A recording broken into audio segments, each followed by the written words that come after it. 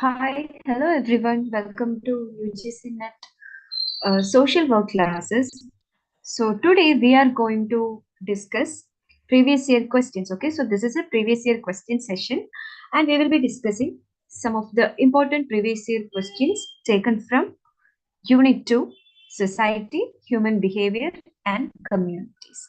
Okay, so in the previous social work class, we discussed questions from the research session or the unit dealing with research topics. And today, this is another important unit in social work. And this unit deals with topics related to society, human behavior, and communities. It also discusses topics like different perspectives we use in social work, different theories we use in social work.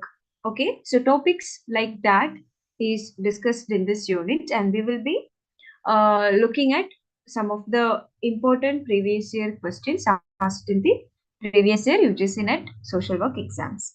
Okay, so let's start our class.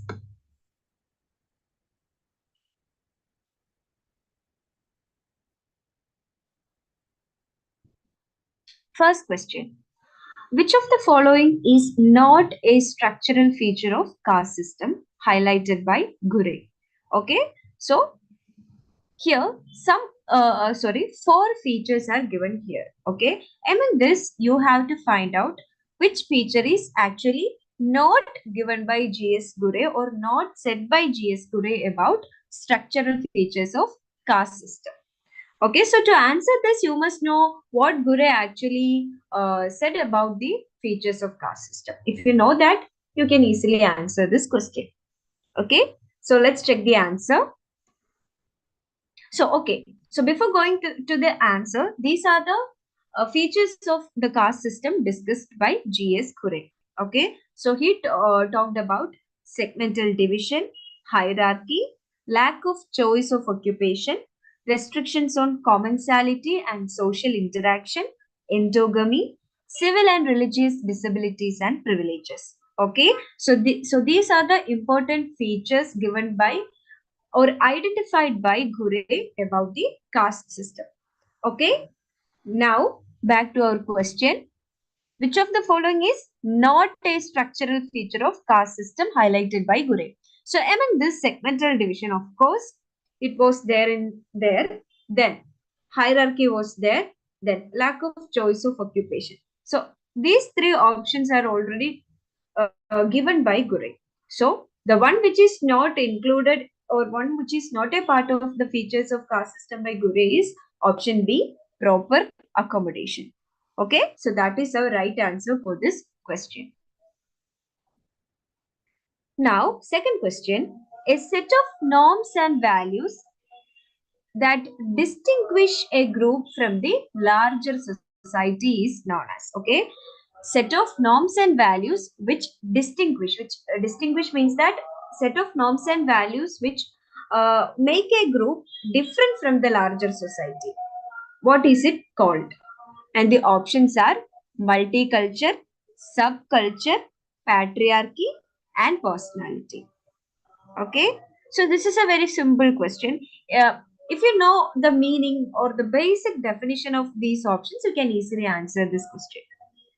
Okay, so the right answer is subculture. This is very easy. You know the meaning of multiculture. What is multiculture? You know what is patriarchy. You know what is personality. And these three are not related to these norms and values which distinguish or differentiate a group from larger society. So the correct answer is subculture.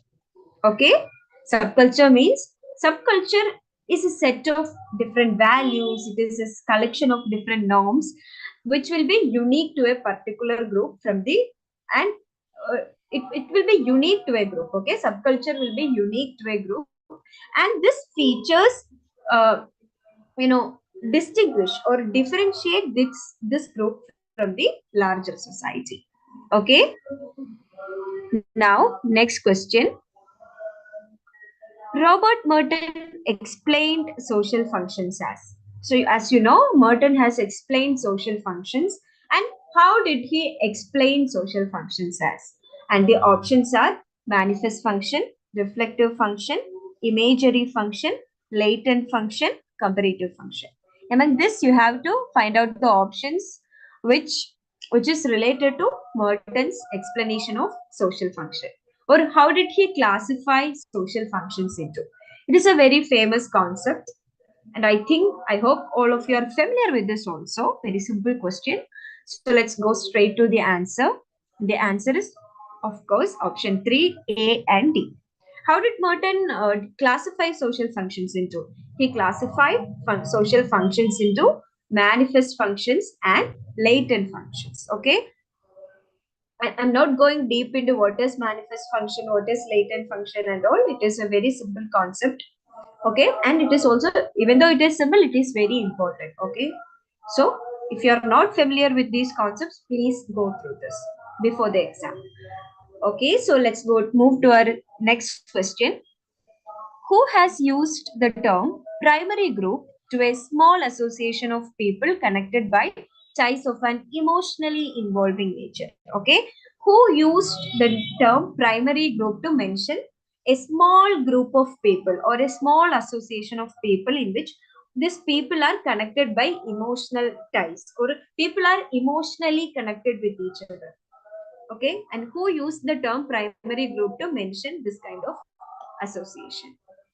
And the options are Tonys, Cooley, Giddens, Siddiqui.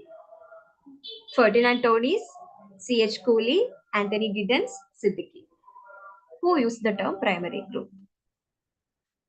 And the right answer is Cooley. Okay, C.H. Cooley used the term primary group to refer to this kind of association. So he introduced this concept of primary group, and in this concept, he emphasized or he focused on the intimate and face-to-face interactions that characterize these groups. Okay, so what is the major feature of these primary groups? There is an intimate and face-to-face interactions. Okay, and what is an example for this primary group? Examples like families, close friendship circles, all these are example for primary groups. Okay. Next question. A group to which people may feel they belong even if they are not actually members is known as. Okay. So to some group, people may feel that they are a part of that group, but actually they are not members of that group. What is this group called? So we just talked about primary group. So like that, there are different types of group which we discuss in sociology and social work. So in in this some kind of groups, we feel that we are a part of that group, but actually we are not a part of that. What this kind of groups are known as? And the options are in group, formal group, reference group, and primary group. What is the right answer?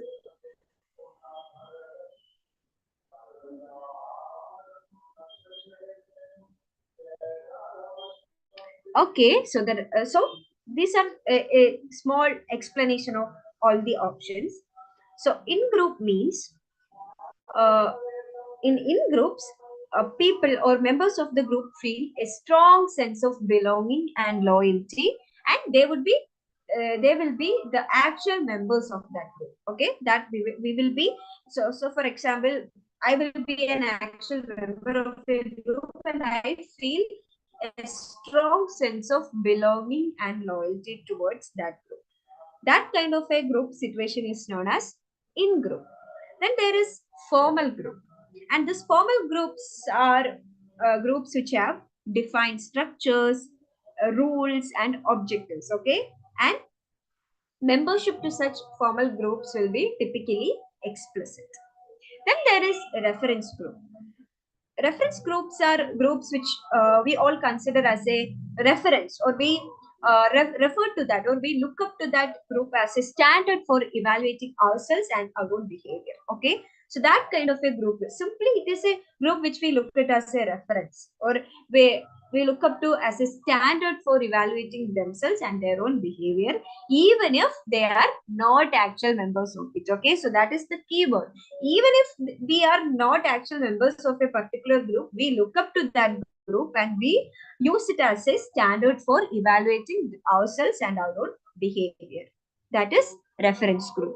Then there is primary group, which we already discussed. Primary group is a small social group which is characterized by close, personal, and enduring relationships such as family or close friends. Okay, so these are the four options. So of course, it is clear that the answer to this question, a group to which people may feel they belong, but even if they are not actually members, it is known as reference group.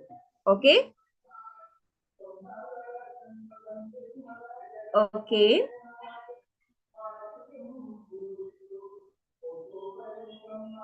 Now to our next question. What are the defining qualities of the little community? Okay, what are the features or the qualities of the little community? I hope you are familiar with the concept little community. So you have to find out the qualities or features of little community. And the options are option A, distinctiveness, option B, small size, option C, self-sufficiency, option D, homogeneity. And the right answer is option 4. All of these are defining qualities of the little community. Okay. Little community is distinctive in nature. It is of small size. It is self-sufficient and it is it has homogeneity. Okay. Next question. Which of the following are typical features of Weberian bureaucracy? What are the features of Weberian bureaucracy? And the options are division of labor, hierarchy, regulations, personal, and record keeping. Among this, which are the features? What are the features of Weberian bureaucracy? This is also a very common and very important question. So these are the features or some of the important features of Weberian bureaucracy. Division of labor, hierarchy, regulations, impersonality, and record keeping. Okay, so here in our question it is given as personal, but actually Weberian bureaucracy, impersonality is a feature of Weberian bureaucracy. So we can exclude this, and so that we will get the right answer. It is A, B, C, and E. Okay, so the typical features of Weberian bureaucracy include division of labor, hierarchy, regulations, and record keeping. So we can go with option 2. Next question. Next one is a match the following question. Okay, it's a match the following. So you have to match list 1 with list 2. Let's just quickly match it. I have already done it. So let's go straight to the answer. So ageism. So actually, it is a very simple match the following. Okay, you don't have to worry about anything because by just reading the definition here, you can easily match it with each other. Okay, so ageism. Ageism means holding of prejudicial view about individuals or groups based on their age. Okay, if you have a prejudice or a prejudicial view about someone, it can be about an individual or it can be about a group based on their age, it is known as ageism. Then ableism, it is a discrimination in favor of the able-bodied.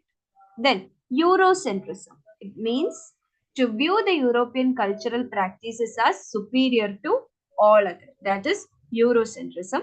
Then there is ethnocentrism, it means that making judgments about other groups as inferior, that is ethnocentrism. Very simple concepts, you can easily match it with each other. Okay, to our next question, and next one is also a match the following question. So you have to match these sociologists or human behaviorists with their approaches. Okay, so let's go to our answer. So first one is Erving Goffman. His famous approach is dramaturgical approach. Okay, Goffman, dramaturgical approach. Then Harold Garfinkel, another uh, important answer. Harold Garfinkel, ethnomethodological approach.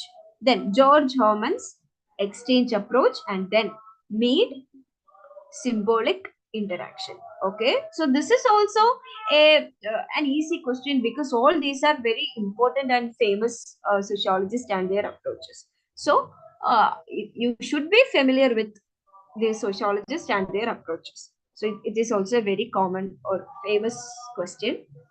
Okay. Okay. Now move to our next question. Arrange the societies from early to recent. You have to arrange these societies in their, we can say, their chronological order. Which one happened earlier to the present one.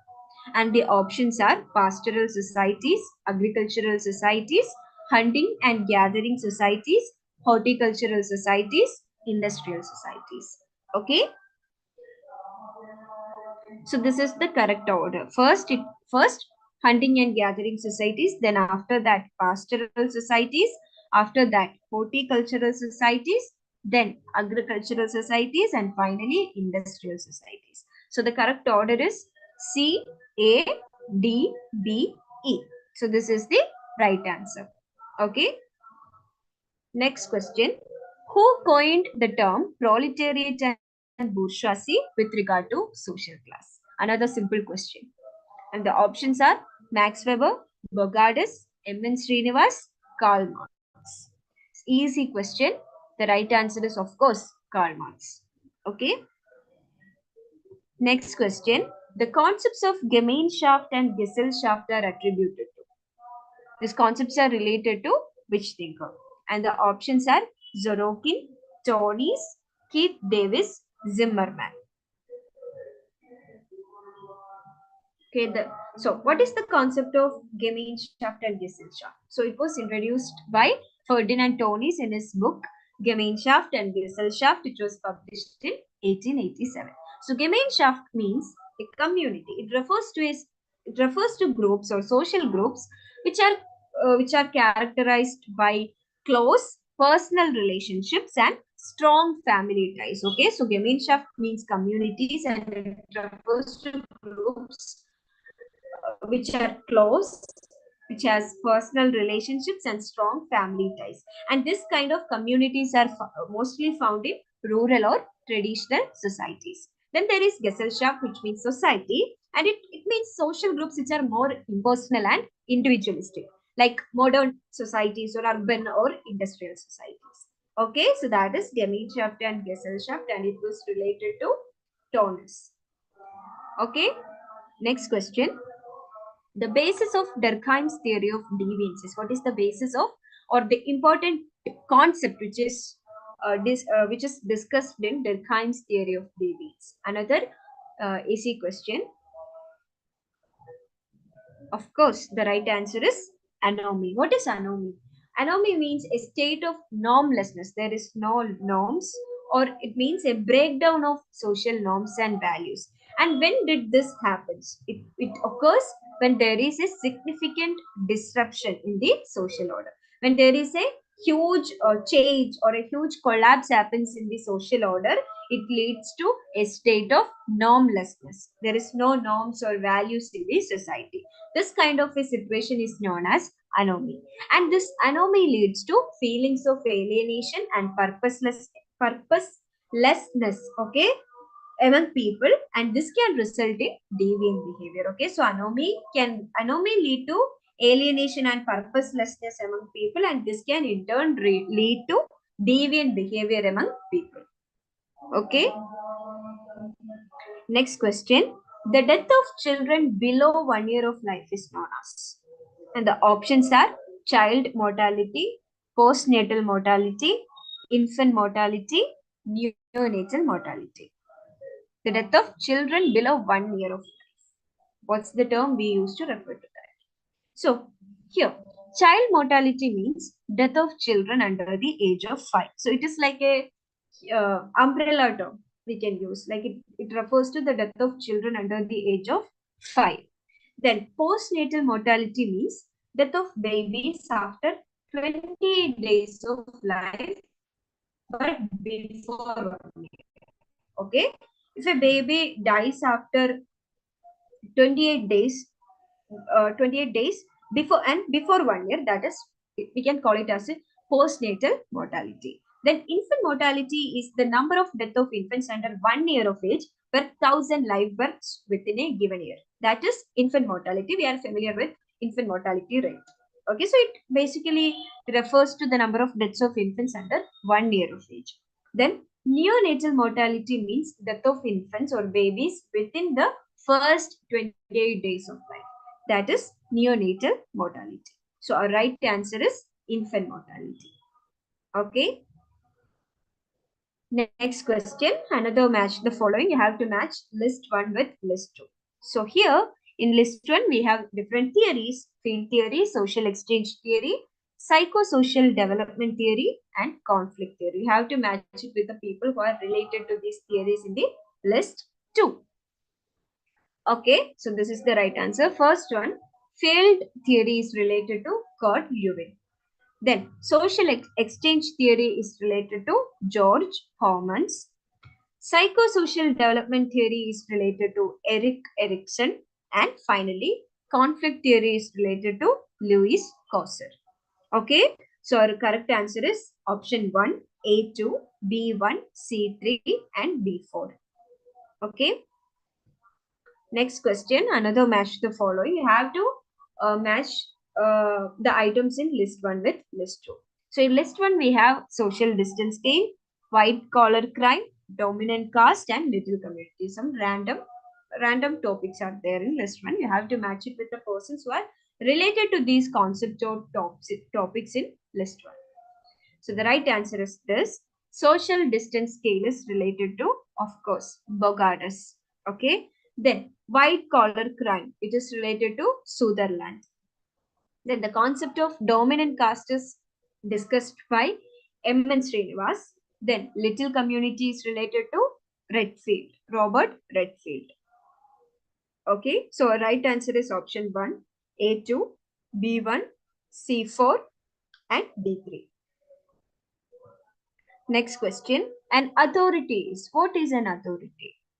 And the options are legitimized power, absolute power, dominant power, muscle power. We know that authority is a form of power, but what form? What kind of a form of power is authority?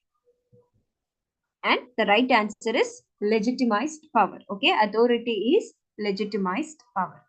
And authority means the power that is recognized and accepted by society. Okay, that is very important. The power that is recognized and accepted by society or a specific group as legitimate and rightful. So, a power which is considered legitimate and rightful in the society is known as authority, meaning it is acknowledged as the proper and official exercise of power. So, that is authority, legitimized power.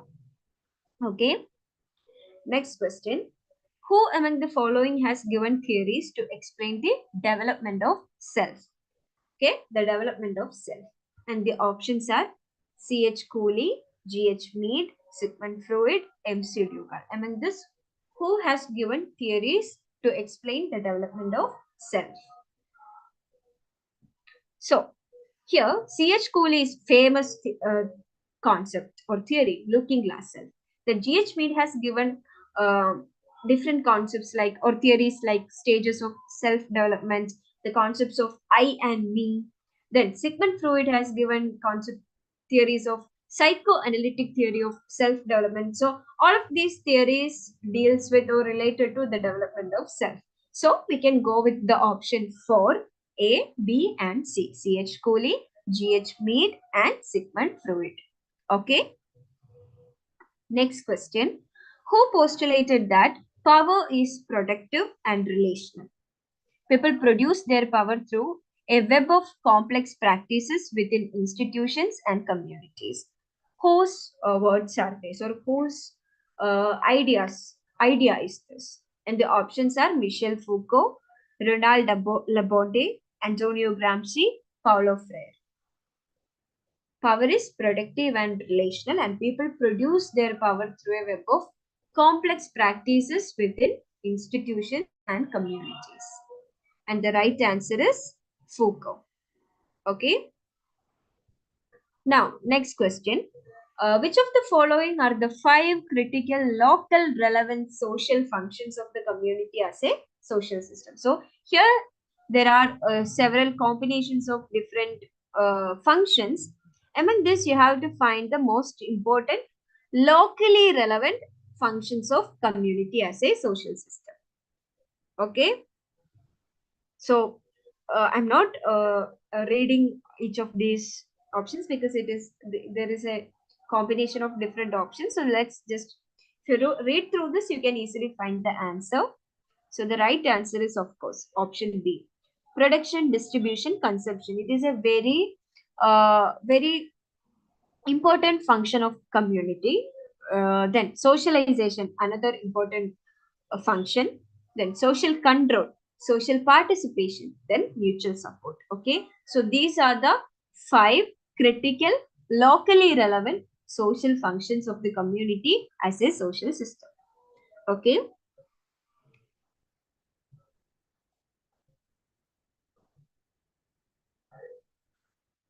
Next question.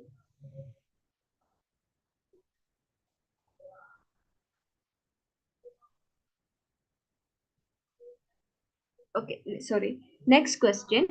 Who classified authority into traditional, charismatic, and rational legal? Who gave this classification of authority into three types: traditional, charismatic, and rational legal? And the options are Frederick Taylor, Elton Mayo, Max Weber, Mary Parker Follett. And the right answer is Max Weber, a famous classification of authority by Max Weber. Next question. Who postulated the self as ideal self and real self? Okay, who classified the concept of self into ideal self and real self? And the options are Carl Rogers, Abraham Maslow, Henry Fayol, and Frederick Herzberg. Okay, and the right answer is option A, Carl Rogers. Okay, he postulated the self as ideal self and real self. Okay, next question. The functional theory of social stratification is attributed to who gave the functional theory of social stratification? And the options are T.B. Baltimore, Kingsley Davis, Herbert Spencer, and Karl Marx. Okay, let's check the answer. So the right answer is Kingsley Davis. Okay, Kingsley Davis together with Wilbur T. Moore gave the functional theory of social stratification, and they talked further about this theory in their book, Some Principles of Stratification, published in 1945. Okay, so Kingsley Davis and Wilbur T. Moore is attributed to the functional theory of social stratification. Okay.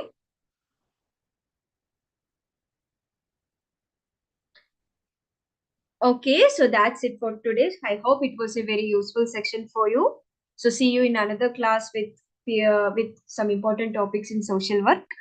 And for your information, admissions are now open for Professor Academies, both UGC NET and TNSET examinations, and these are the subjects which Professor Academy is providing classes for. So you can contact these numbers for taking admissions, or if you have any admission related inquiries. Okay, so see you in the next class. Until then, goodbye and good night.